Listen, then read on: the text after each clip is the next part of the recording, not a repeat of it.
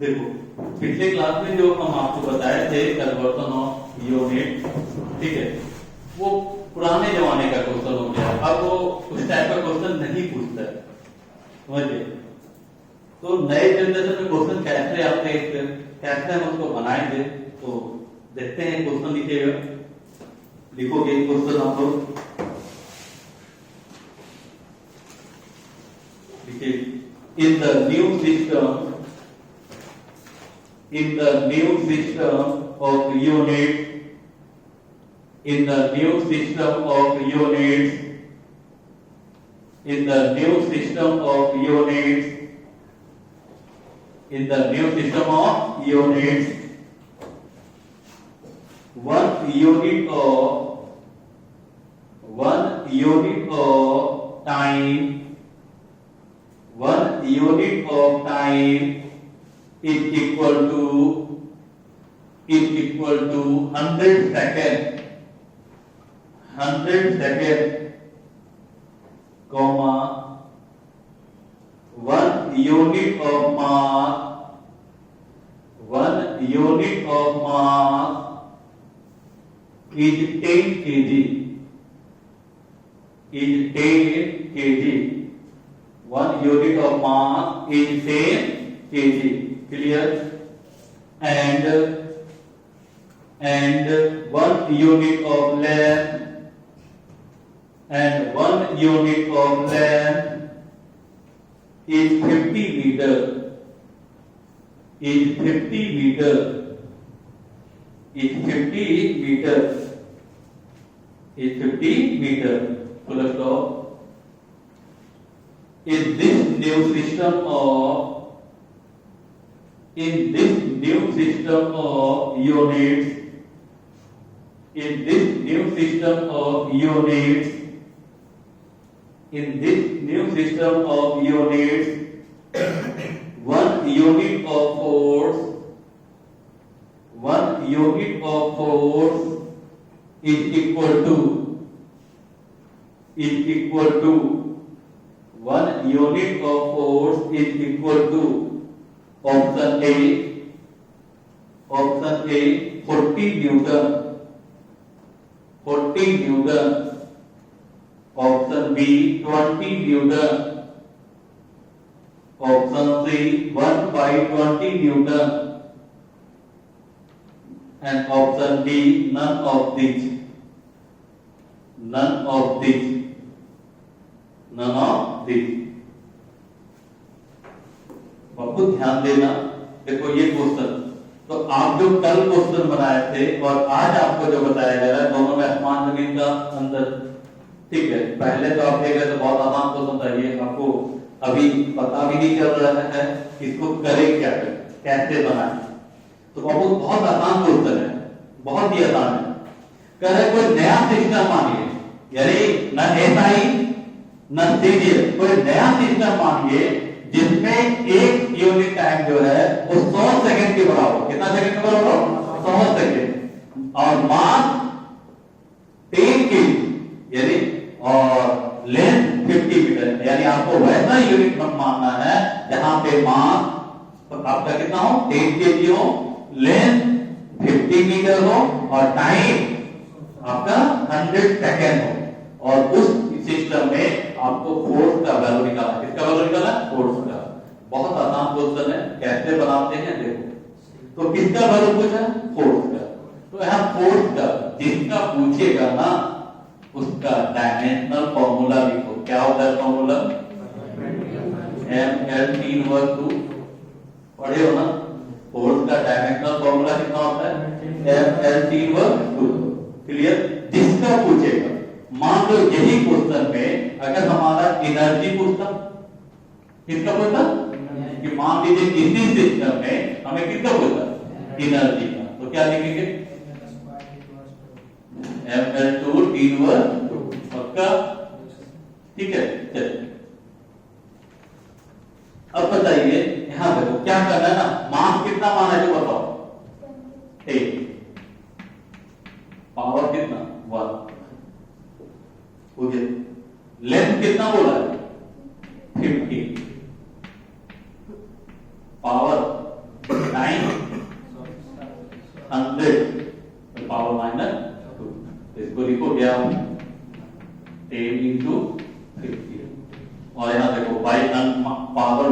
2 है तो नीचे जाएगा 100 into 100, बताओ कैसे? ये कितना 20, यानी आपका आंसर कितना हो जाएगा 1/20। कितना आसान तो, लेकिन शुरुआत में आपको समझ में नहीं आया होगा कि दिया क्या है और पूछा क्या है।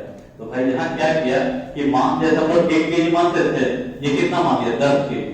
लेकिन हम लोग 1 मीटर मानते थे, वो कितना मान लिया है ना 50, और टाइम 100, यानी ये जो मानना है मान लिया, कोई दिक्कत नहीं है। हमें पूछा फोर्स का इस यूनिट में क्या होगा, तो भाई फोर्स का डायमेंशन पुट करिए, m/2, ठीक है, सबका वैल्यू पुट करके सॉल्व करिए। अगर यही क्वेश्चन मान लो यही क्वेश्चन में पूछना एनर्जी, तो मास कितना, ठीक, लेंथ और ये 100, सॉल्व कर दो।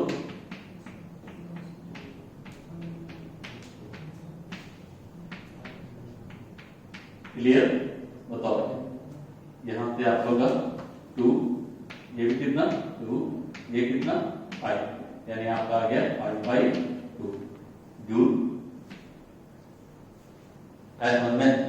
यानी यहां से क्वेश्चन क्या सीखने को मिला, यहां से सीखने को मिला कि चलो जो मानना है मानने दो, कोई दिक्कत नहीं है। मान तो 10 मान ले, 20 मान ले, 50 मान ले, कोई दिक्कत नहीं है।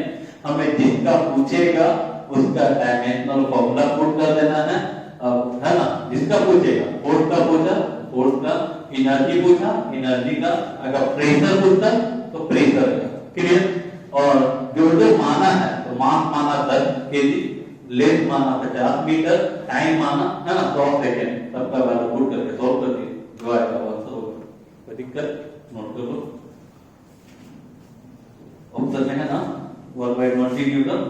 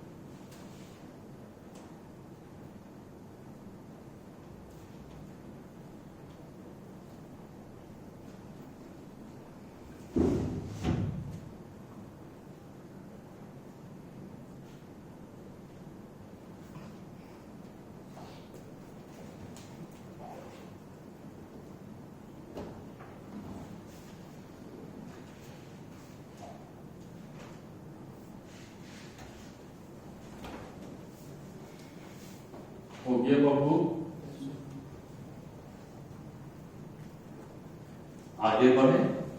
तो ये टाइप में किसी को दिक्कत है, ये टाइप में किसी को नहीं ना, ठीक है। चलिए एक टाइप और देते हैं। देखो जितने टाइप होता है वो सारे का एक एक दो क्वेश्चन दे देते हैं, उसके बाद आपको बना देना, असाइनमेंट देंगे तो।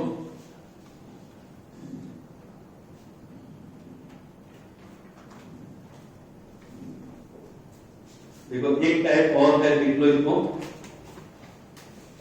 ये भी थोड़ा अलग टाइप का क्वेश्चन है। If units of mass, if units of mass, if units of mass 1 kg, unit of time,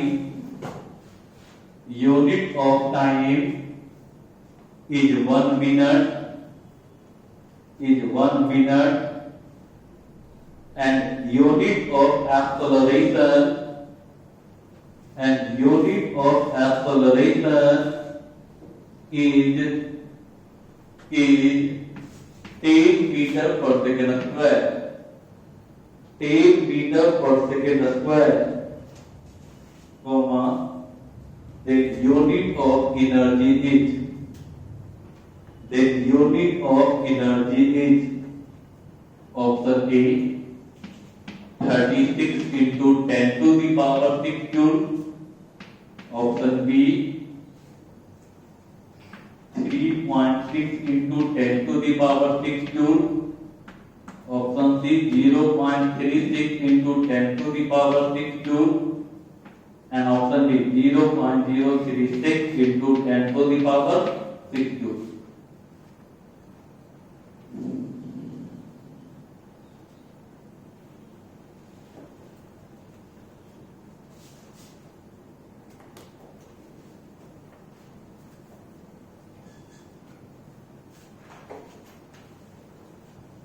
ठीक है, अब देखो ये भी क्वेश्चन थोड़ा फैक्टर है।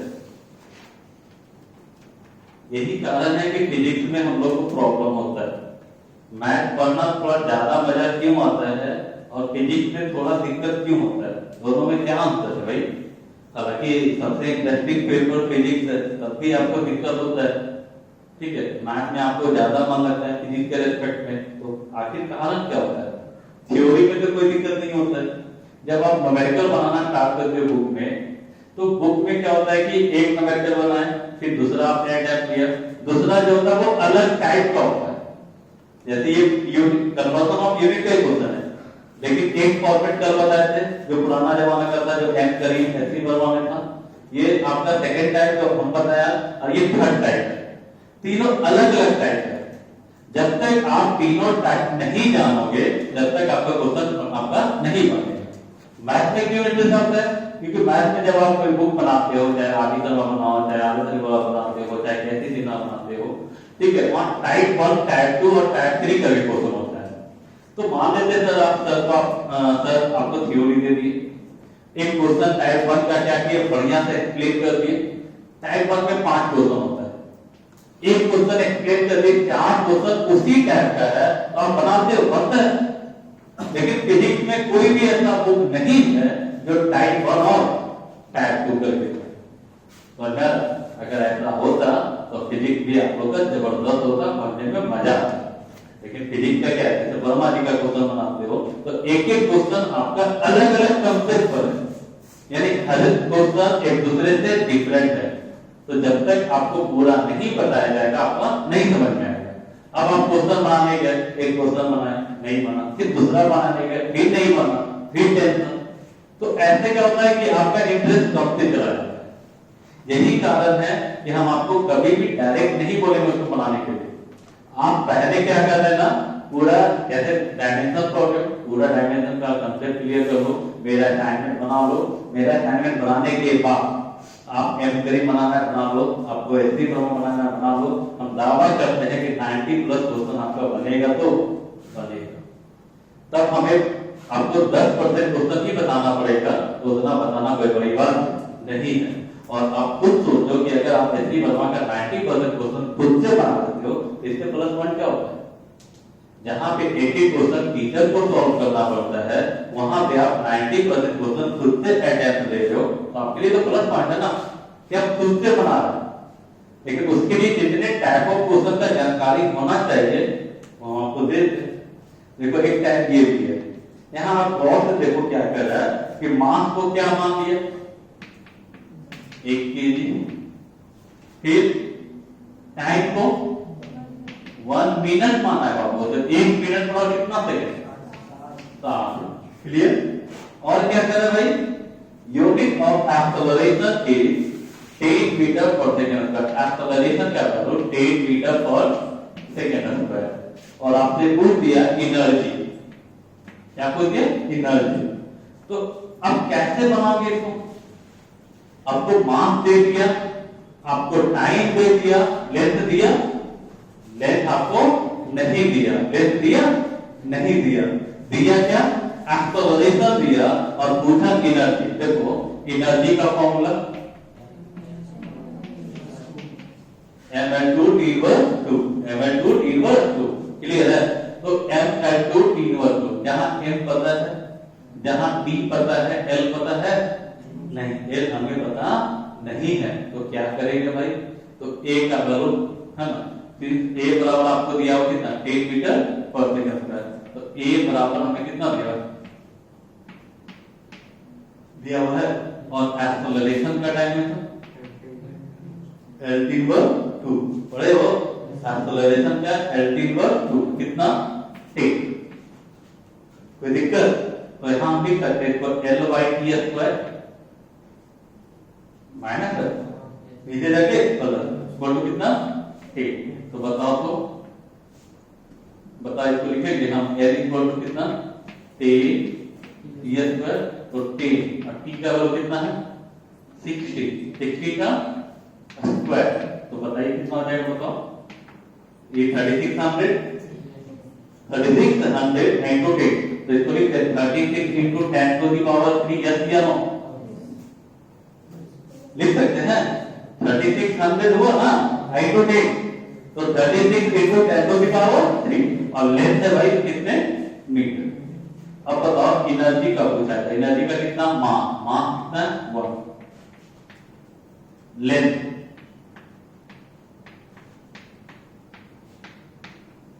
क्लियर, और टाइम सॉल्व करोगे तो कितना हो जाएगा आप बताओ।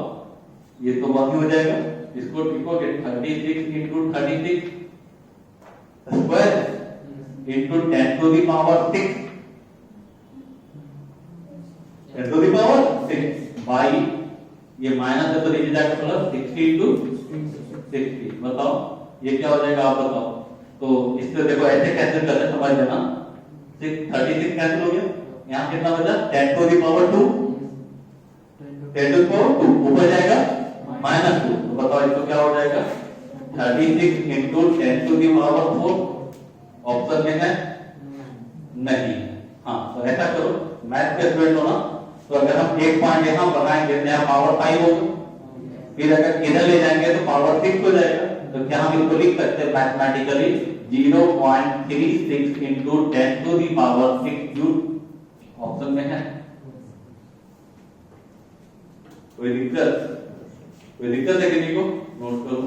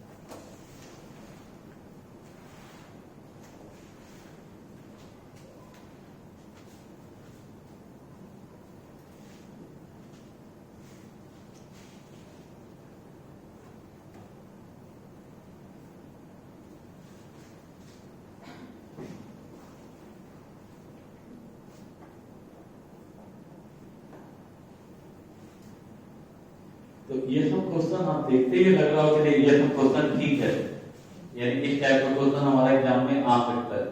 लेकिन इसके पहले का जो क्वेश्चन बनाया तो कभी लगता है नहीं कि आपको उस टाइप का क्वेश्चन पूछने वाला है।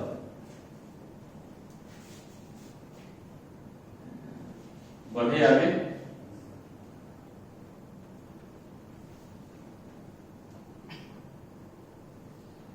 असाइनमेंट में थोड़ा सा देरी हो रहा है बाबू, कर देंगे, उसके बाद हम फ्री हो जाएंगे तो कर देंगे।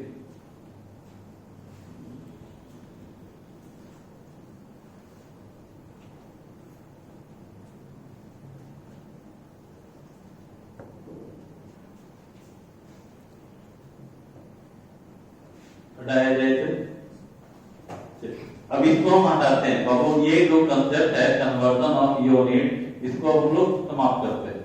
इसमें जितना टाइप ऑफ क्वेश्चन होना चाहिए हमने आपको दे दिया, जितना टाइप ऑफ क्वेश्चन होना चाहिए हमने आपको दे दिया, इससे ज्यादा इसका टाइप ऑफ क्वेश्चन होता नहीं है। इसके बाद आपका इसका क्वेश्चन है तो मतलब आपको असाइनमेंट में इसका कम से कम 10-12 क्वेश्चन है कन्वर्जन ऑफ यूनिट का, आप बना दोगे, ठीक है, तो हो जाएगा clear.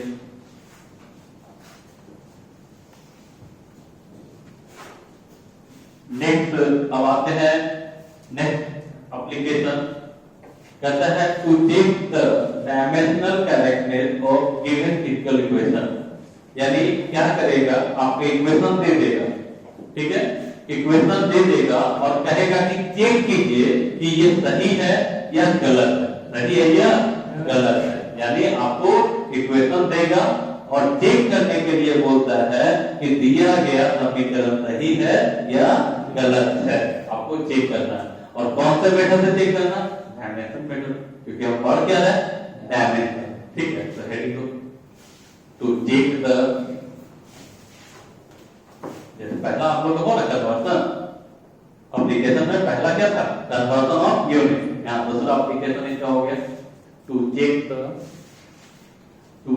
The dimensional correctness, to check the dimensional correctness, to check the dimensional correctness or to check the dimensional correctness of given physical equation, given physical equation, given physical equation, given physical equation, given physical equation। बाबू यहां देखो, आप ये विश्वास नहीं करोगे, यहां से IIT का क्वेश्चन 2017 में लगता पूछा था, मतलब इक्वेशन दे दिया था, पूछा था कि कौन सही है कौन गलत। तो देखो अगर अकॉर्डिंग टू बुक जाओगे तो इसका कहना क्या है, if the dimension of each term of either side of equation are same and obey principle of homogeneity and obey principle of homogeneity, then we can say given equation are dimensionally correct. ये book वगैरह में होता है। कहता क्या है कि जैसे इक्वेशन का दो साइड एलएचएस हो, उसमें बहुत सारे टर्म होते हैं, सभी टर्म्स का अगर डायमेंशन सेम है, सभी टर्म्स का अगर डायमेंशन सेम है और वह प्रिंसिपल ऑफ होमोजेनिटी का पालन कर रहा है, तो हम लोग कहते हैं कि दिया हुआ इक्वेशन क्या है, सही है। दिया हुआ इक्वेशन क्या है, सही है। कितना लंबा याद रखना है। लेकिन जब हम न्यूमेरिकल बनाने की बात करते हैं तो हम लोग इतना लंबा याद नहीं रखेंगे, बस एक लाइन याद रखना, ये अगर करेक्ट है तो एलएचएस और आरएचएस इक्वेशन का दो साइड होता है, दोनों का डायमेंशन सेम होना चाहिए, बस सिंपल सी बात, इससे ज्यादा याद मत रखना। सही है तो एलएचएस और आरएचएस का डायमेंशन क्या होगा, सेम है। अगर सही नहीं है तो ये क्या होगा, नॉट इक्वल। हमें कितना ध्यान रखना पड़ा, एकदम सिंपल था, for dimensionally correct, for dimensionally correct, dimension of LHS is equal to dimension of RHS, dimension of LHS is equal to dimension of RHS.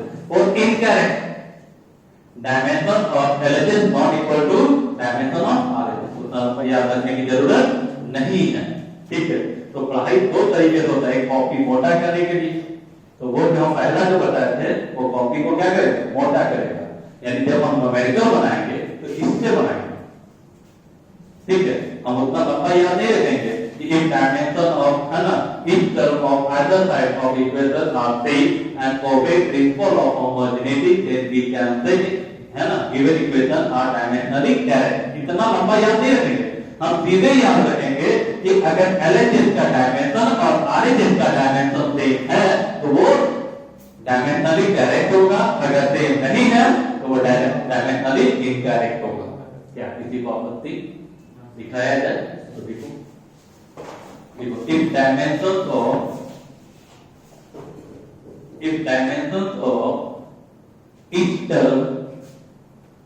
each term of either side of equation, of either side of equation, of either side of equation are same and obey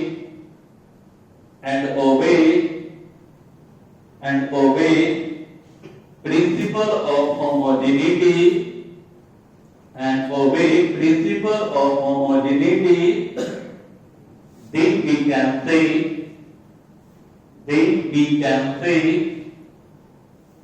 we can say given equation are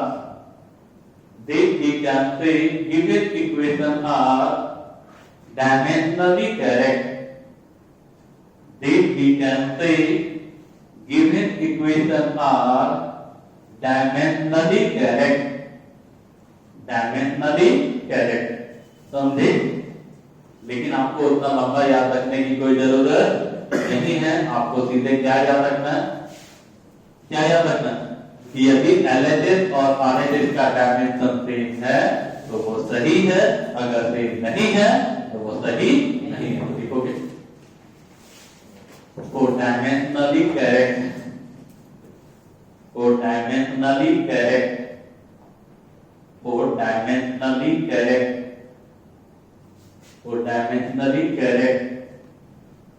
dimensionally correct, क्या लिखोगे बाबू? है ना, dimension of LHS is equal to dimension of RHS, बस ये लिख दो बहुत है।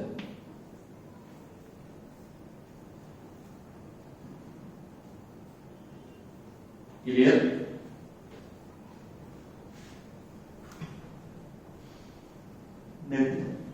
For dimensionally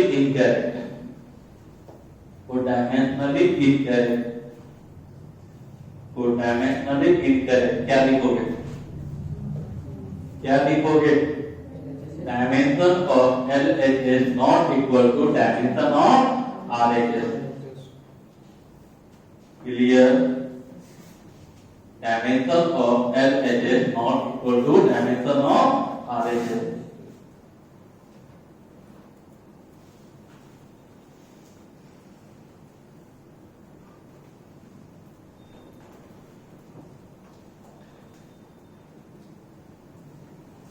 बढ़े, आगे बढ़ा जाए।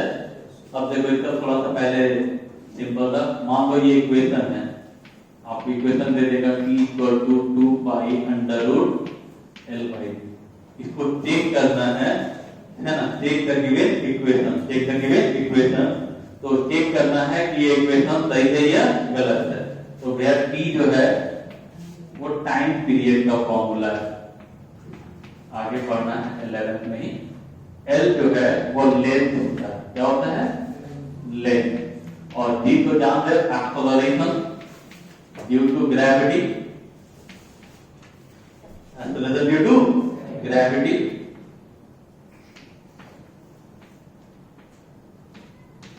Acceleration due to gravity. अब आपको चेक करना है कि ये इक्वेशन सही है या गलत है। तो बाबू LHS कौन है? T। तो डायमेंशन आप लोग LHS का निकालो। LHS में क्या है? T का तो T होता ही है नहीं। और बाबू RHS तो बताइए कितना है? 2 pi under root L by G।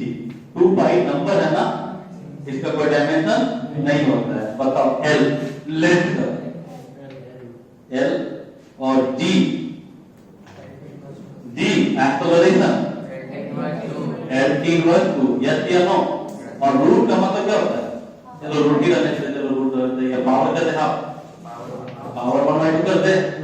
बताओ L से L कैंसिल, ये माइनस ऊपर जाके तो T स्क्वायर का पावर कितना? 1/2। तो बताइए, तो 2 से 2 कैंसिल, कितना आ गया बाबू? LHS कितना था? T। RHS कितना है? T। मतलब आपका इक्वेशन जो है वो क्या है? डायमेंशनली करेक्ट है। तो अब कोई भी इक्वेशन, सबसे हल्का क्वेश्चन यही होता है। डायमेंशन ऐसे सबसे हल्का चैप्टर है फिजिक्स का, ठीक है। और उसमें भी सबसे हल्का यही होता है कि आपको इक्वेशन दे देगा और कहेगा चेक कीजिए कि सही है कि गलत है। कुछ नहीं करेंगे, LHS का निकाल देंगे, RHS का निकाल देंगे। अगर सेम आ गया तो सही है, अगर सेम नहीं आया तो गलत है। कोई दिक्कत? नोट कर लीजिए क्या होगा।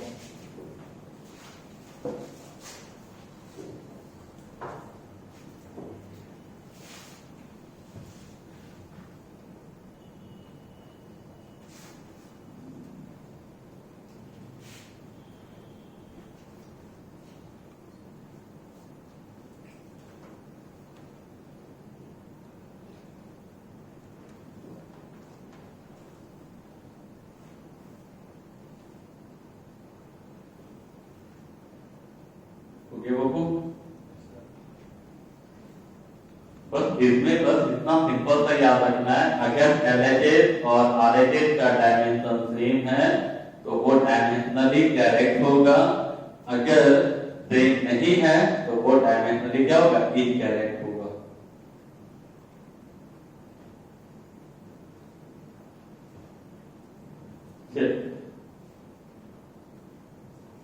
आगे बढ़े।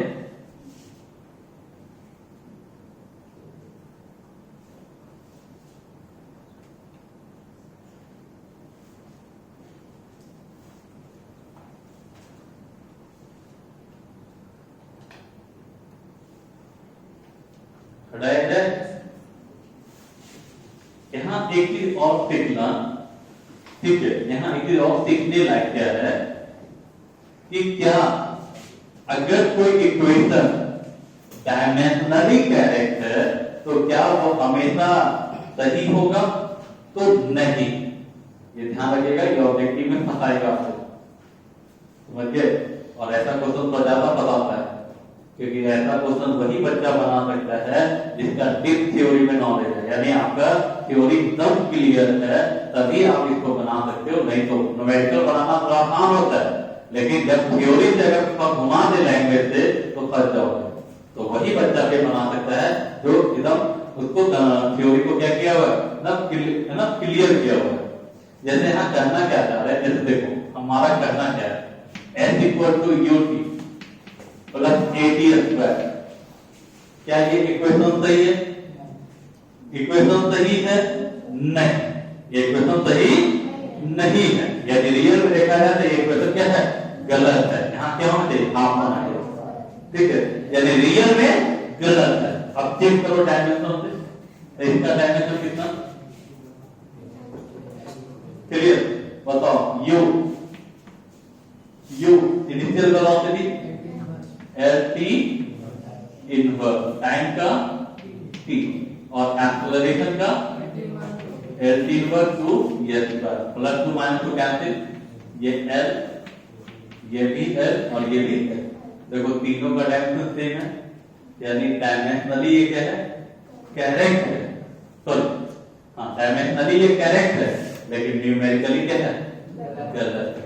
इसका मतलब क्या समझे कि अगर कोई इक्वेशन डायमेंशनली करेक्ट है तो जरूरी नहीं कि वो हमेशा न्यूमेरिकली करेक्ट हो, न्यूमेरिकली करेक्ट हो। लेकिन अगर कोई इक्वेशन न्यूमेरिकली करेक्ट है, न्यूमेरिकल के साथ सही है, तो वो हमेशा डायमेंशनली करेक्ट होगा, तो होगा। मेरी बात समझ में आ रही है? फिर से एक बार कि अगर कोई इक्वेशन डायमेंशनली सही है तो क्या वो हमेशा सही होगा? नहीं, वो जरूरी नहीं कि हमेशा क्या हो, सही हो। लेकिन अगर कोई इक्वेशन न्यूमेरिकली सही हो तो वो डायमेंशनली सही होगा या नहीं होगा? मे बी या ऑलवेज, ऑलवेज, मे बी या ऑलवेज, ऑलवेज। ये बात पे ध्यान दीजिएगा कि if the equation are dimensionally correct, if the equation are dimensionally correct, then it may be numerically correct. But if the equation are numerically correct, then it always dimensionally correct. अगर कोई equation numerically सही है तो वो हमेशा dimensionally correct होगा, तो होगा। लेकिन अगर कोई इक्वेशन डायमेंशनली करेक्ट है तो वो न्यूमेरिकली करेक्ट हो भी सकता है और नहीं भी हो सकता है। नोट देकर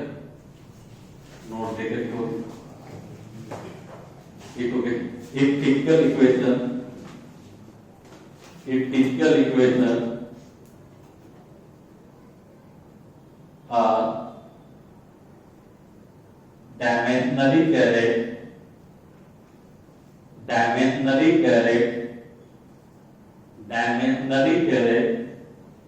then it may be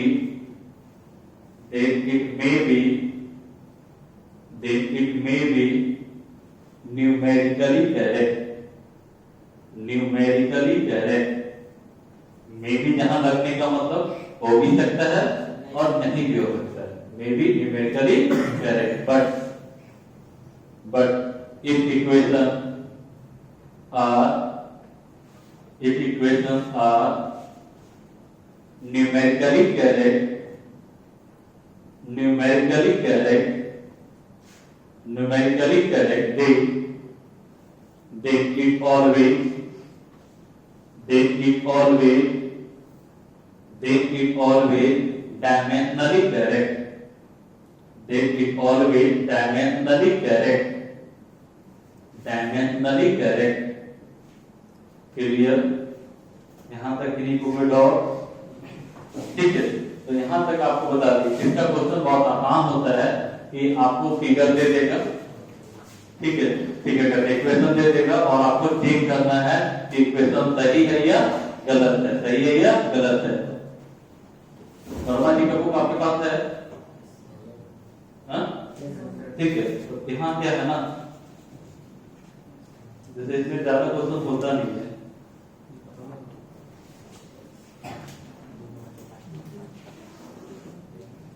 तो हाँ, आप एक काम करना, एक अच्छा आपको वो फॉर्मूला,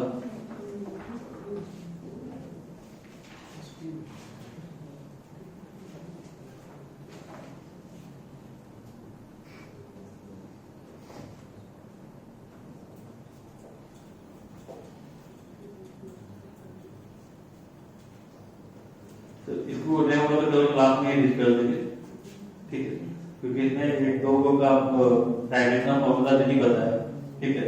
फिर इसका फॉर्मूला बताया कि तब हम कर लोगे थे, जैसे इसमें कोएफिशिएंट ऑफ विस्कोसिटी ध्यान में नहीं था, छूट गया था।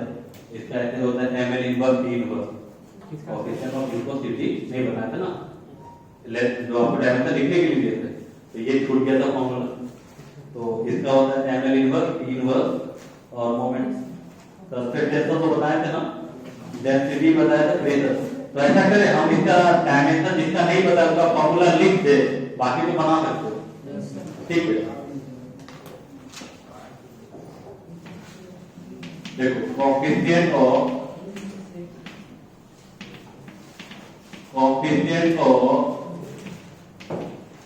विस्को कोएफिशिएंट ऑफ विस्कोसिटी, इसका डायमेंशनल फॉर्मूला होता है बाबू ml इनवर्स t इनवर्स, ठीक है। और I जो है मोमेंट ऑफ इनर्शिया है, इसका होता है ml स्क्वायर, ml स्क्वायर, बाकी सबका बताया हुआ है क्लास में, ठीक है।